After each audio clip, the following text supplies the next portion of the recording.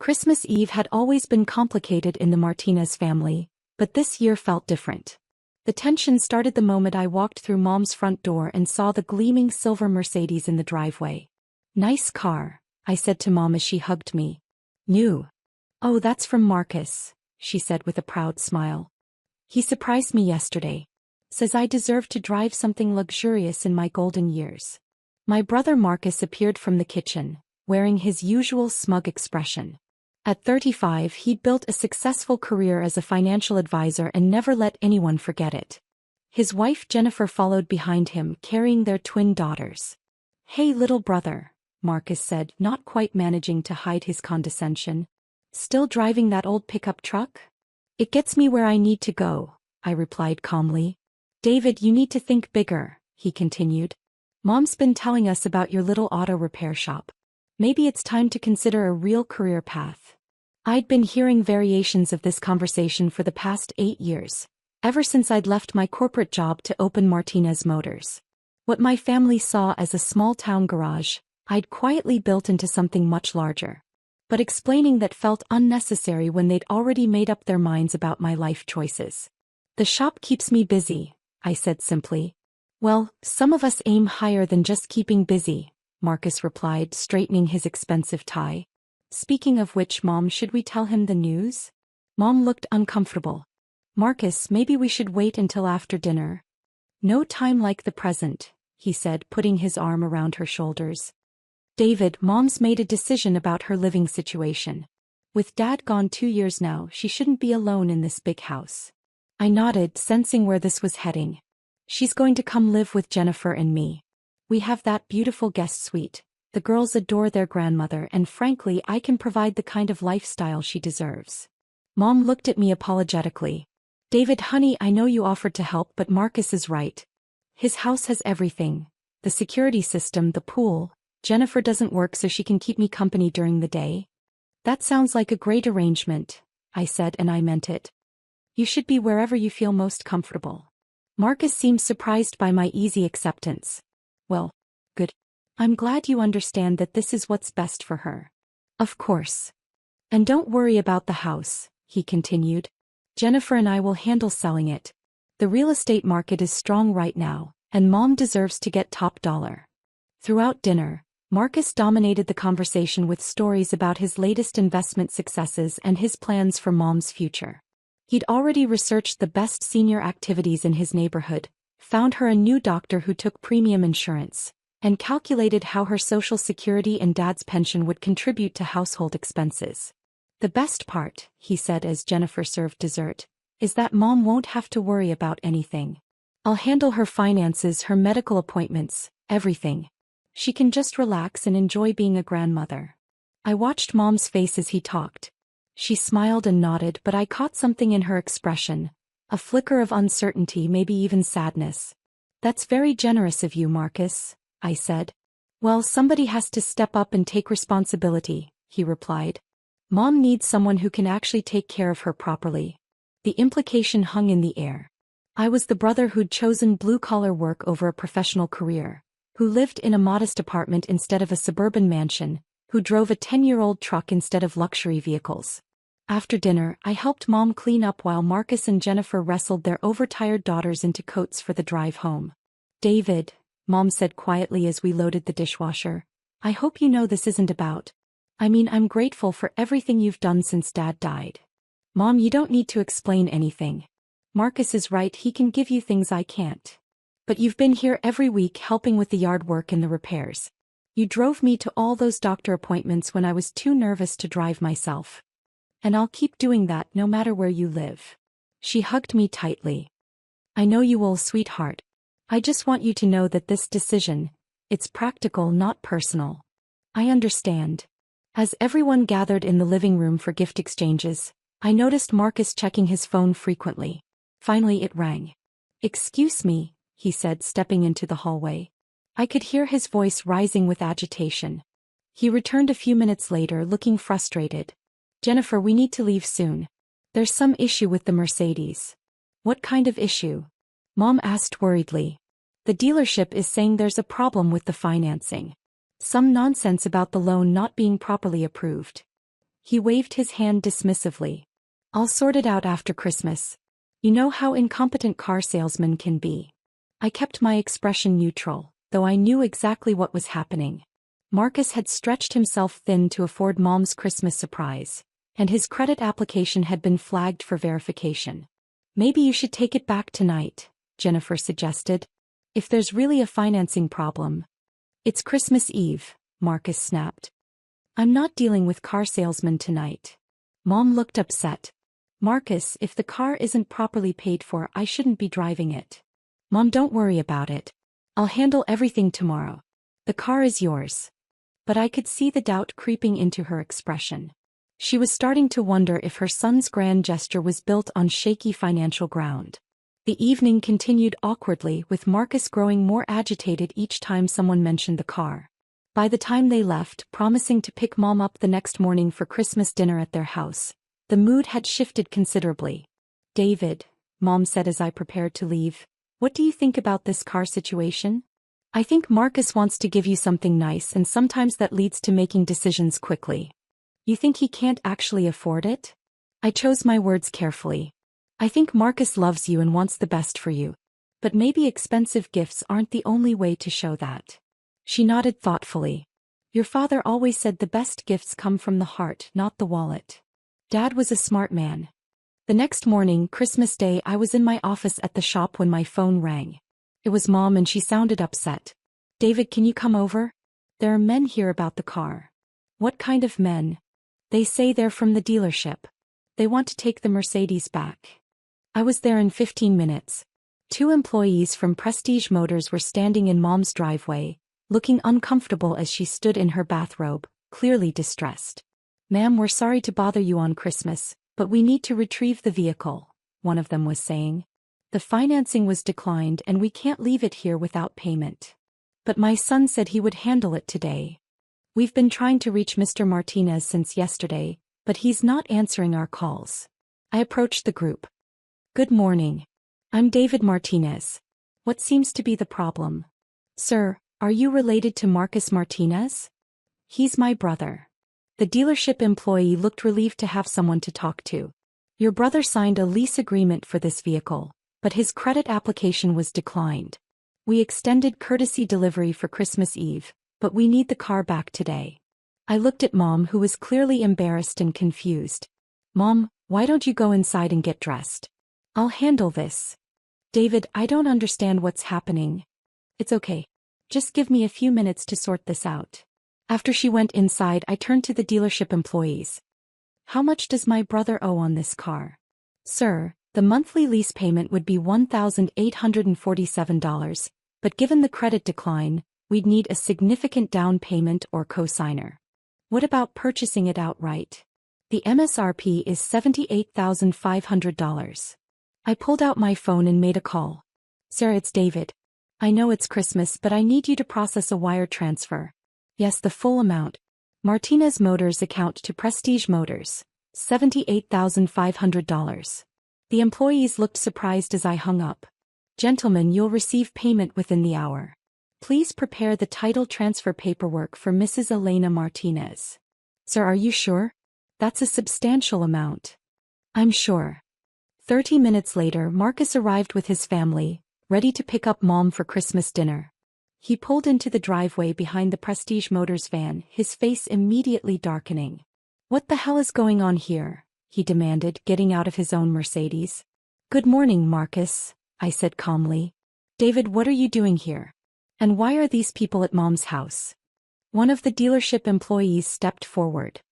Mr. Martinez, we came to discuss the vehicle financing issue, but it's been resolved. Your mother now owns the car free and clear. Marcus looked confused. What do you mean owns it? The vehicle has been purchased in full. We just need Mrs. Martinez to sign the title paperwork. Marcus turned to me, his face reddening. David, what did you do? I bought Mom's car. What? How could you possibly afford to buy a $78,000 car? The same way I've been able to help Mom with her expenses for the past 2 years while you assumed she was struggling. What expenses? Mom emerged from the house, now dressed and looking more composed. Marcus, David has been helping me with the house payments, the medical bills your father left behind, the property taxes. Marcus stared at me. That's impossible. You run a garage. I run several businesses, actually. Several. What are you talking about? I pulled out my phone and showed him the Martinez Motors website. Not the small repair shop page he'd seen, but the corporate site showing our 12 locations across 3 states. Martinez Motors has been the largest independent automotive group in the region for 4 years running, I explained calmly. We do everything from repairs to sales to custom builds. Marcus grabbed the phone, scrolling through the website in disbelief. This says you employ over 200 people. 248 as of last month. And you own all of this? I built it from the ground up, yes. Jennifer approached, looking at the phone over Marcus's shoulder. Marcus, it says here they had $47 million in revenue last year. That was a good year for us, I acknowledged. Marcus was staring at me like he'd never seen me before. David, why didn't you tell us? You never asked. Every time we talked, you'd lecture me about getting serious about my career. It seemed easier to let you think what you wanted to think. But you live in that apartment. I like my apartment. It's close to work and I don't need much space. And your truck is reliable, practical, and has sentimental value. Dad taught me to drive in that truck. Mom was looking between us with growing understanding. David, when you offered to help me after your father died. I meant it, Mom. I've been helping because I wanted to, not because I had to stretch my budget. Marcus sat down heavily on Mom's front steps. I don't understand. If you have all this money, why did you let me think I was the successful brother? Because you needed to think that. And because success isn't just about money, Marcus. What do you mean? I mean, you've built a good life. You have a beautiful family, a career you're proud of, a nice home. The fact that my business happens to be larger doesn't diminish what you've accomplished. Marcus was quiet for a long moment. But I've been treating you like you were the failure in the family. I know. And you just let me. I let you because arguing about it wouldn't have changed anything. You saw what you needed to see. Jennifer approached carefully. David, we had no idea. Marcus talks about wanting to provide for your mother, but we've been struggling just to manage our own bills. There's no shame in that, I said. Raising twins is expensive. Marcus is doing his best for his family. But I can't actually afford to take care of Mom the way I promised, Marcus admitted quietly. The guest suite needs renovations we can't pay for. My insurance doesn't cover additional family members. And honestly, the Mercedes was financed at 23% interest because my credit is maxed out from the house down payment. Mom sat down beside him. Marcus, why didn't you tell me you were struggling? Because I wanted to be the son who could take care of you. David always seemed so content with his small life. I thought I was the one who made it, who could provide for family. You did make it, I said firmly. You have a profession you're good at, a family that loves you, and you've built something to be proud of. But not like you. Not like me. But that doesn't make it less valuable. The paperwork was completed and the Prestige Motors team left. We stood in the driveway, the gleaming Mercedes between us like a symbol of everything that had been misunderstood. Mom, Marcus said finally, I think maybe you should stay in your own house. Marcus. No, I mean it. David's right, I can't actually provide what I promised. And honestly, after seeing how you've been managing with his help, maybe you don't need to move anywhere. Mom looked at both of us. What I need is both my sons in my life. David, your help has been wonderful, but I don't want you to feel obligated to support me financially just because you can. It's not an obligation, Mom. And Marcus, I don't need grand gestures or expensive gifts. I need my family to be honest with each other. Marcus stood up and walked over to me. David, I owe you a massive apology. You don't owe me anything. Yes, I do. I've been condescending and dismissive for years. I assumed because you chose a different path it was a lesser path. Marcus. Let me finish. You've been quietly taking care of our mother while I was bragging about my plans to take care of her. You built something incredible while I was lecturing you about success. And you never once made me feel small about it, even when I was making you feel small. I extended my hand to him. We're brothers. That's what matters. He ignored my hand and hugged me instead. I'm proud of you, David. I should have said that years ago. I'm proud of you too. As we headed inside for a very different Christmas dinner than any of us had planned, Mom linked arms with both of us. "You know what the best part of today is?" she said. "What?" we asked together. "I get to keep my house, my independence, and both my sons. And," she added with a smile, "I have a very nice car to drive to visit my granddaughters." Marcus laughed. "Mom, about that car. David basically bought you a Mercedes for Christmas." "Actually," I said, "I bought it so you could give her the Christmas gift you wanted to give her. The car was your idea, your gesture. I just made sure the paperwork worked out." Marcus stopped walking. "You're going to let me take credit for buying her a car you paid for? I'm going to let you take credit for caring enough about our mother to want to give her something special." "David, that's too generous." "Marcus, for 8 years you've been telling me to think bigger about my career. Maybe it's time for both of us to think bigger about being brothers." That afternoon, as we sat around Mom's dining room table, the conversation was completely different than any Christmas we'd had in years. Marcus asked genuine questions about my business, and I asked about the challenges of his work in raising twins. "You know what's funny?" Marcus said as we were having coffee. "All this time I thought I was the brother who had it figured out.